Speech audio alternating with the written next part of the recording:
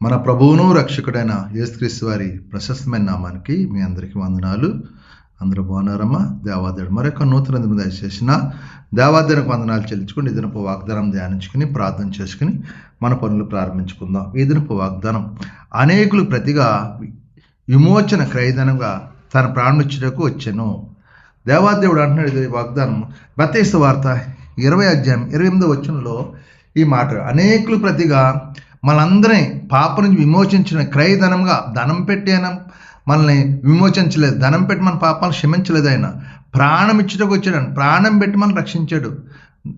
కాబట్టి మనం విమోచించబడ్డం అంటే ధనమిచ్చో ఏమిచ్చో కాదు, ప్రాణం పెట్టి మనల్ని విమోచించాడు, విడిపించాడు. బంధకాల నుంచి, పాపాల నుంచి, సమస్యలు విడిపించి తన నిత్య రాజ్యంలో వారసులు ఉంటకు దేవుడు కృప చూపించాడు. కాబట్టి అనేకులకు అందరికీ మనల్ని విడిపించడానికి, తన ధనమిచ్చి మనల్ని విడిపించడానికి మన ప్రాణం పెట్టించాడు. కాబట్టి అలాంటి వ్యక్తిని మనం ఆరాధిస్తున్నాం. మరి అంత గొప్ప దేవాదేవుడు మనల్ని విడిపించిన దేవత మనకి ఏమి రుణం తెచ్చుకుంటున్నాయి?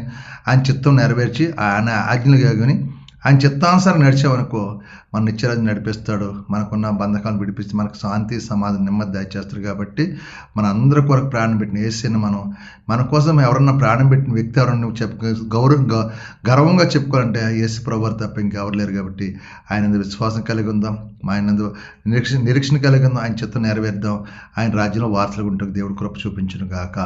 ఈ వాగ్దానం ప్రార్థించండి. దేవుడు మిమ్మల్ని కుటుంబాన్ని దీవించును గాక. ఆమేన్. ఈ సమయంలో మీ కొరకు ప్రార్థిస్తారు. మీరు కూడా నాతో ఏకీభవించిన ప్రార్థన. సర్వాధికారియు, మహాగణుడు, పరిశుద్ధుడు, కృపగల తండ్రి, కనికరపుండా నీకు వందనాలు, స్తోత్రాలు చెల్లించుకుంటున్నాం. మరొక నూతన దినం దయచేసి ఈ దినమంతా మేము చేస్తున్న మా చేతి పనులు మమ్మల్ని దీవించి, మా యజమాని తోటి పనివారితో సమాధానపరచండి. పనివారం ఒత్తిళ్లకు సహాయించండి. బలహీనంగా ఉన్న బిడ్డలు ముట్టండి, స్వస్థపరచండి. హాస్పిటల్ ఐసీలు బట్టి ముట్టండి, స్వస్థపరచండి. కుటుంబ సమస్యలతో బాధపడుతున్న విడుదల దాచండి. అప్పులు బంధకాలను విడిపించండి. తాగుడని వ్యసనాలు దూరపడి కుటుంబ సమస్యలు సమాధానపరచండి. ప్రభావం ఏదైనా పుట్టినరోజు, పెళ్లి రోజు జరిపిన బిడ్డలు దీవించి ఆశ్రయించి కృప చూపించండి. ఈ దినం నూతనంగా పనులు కలిసిన బిడ్డలు దీవించండి, ఆశ్రయించండి. ఈ దినం ప్రయాణం వెళ్చిన ప్రతి బిడ్డని, గాలి ప్రయాణం, బస్సు ప్రయాణం, అయా ఏ ప్రయాణం చేసినా శ్యామకర గమ్యం చేర్చండి. మీ కృపను భద్రపరిచి కాచి దాచి కాపాడు. మీకే మహిమా, ఘనత, ప్రభావం పొందుకోమని యేసు పరిశుద్ధ నామమున అడుగుతున్నాను తండ్రి. ఆమేన్. అందరికి వందనాలు. దేవుడు దీవించును గాక. ఆమేన్. ప్రభువు నామంలో ఈ వీడియో వీక్షించిన ప్రతి ఒక్కరికి జీసస్ స్వస్థత ప్రార్థనా మందిరం వారి ప్రత్యేక వందనాలు తెలియజేసుకుంటున్నాము. మరి ఇంకెన్నో సందేశాలు, వీడియోలు, సంఘ కార్యక్రమాలు మీకు అందుబాటులోకి రావడానికి పక్కనే ఉన్న సబ్స్క్రైబ్ బటన్ని ప్రెస్ చేసి బెల్ ఐకాన్ని కూడా ప్రెస్ చేయాల్సిందిగా కోరుకుంటున్నామండి.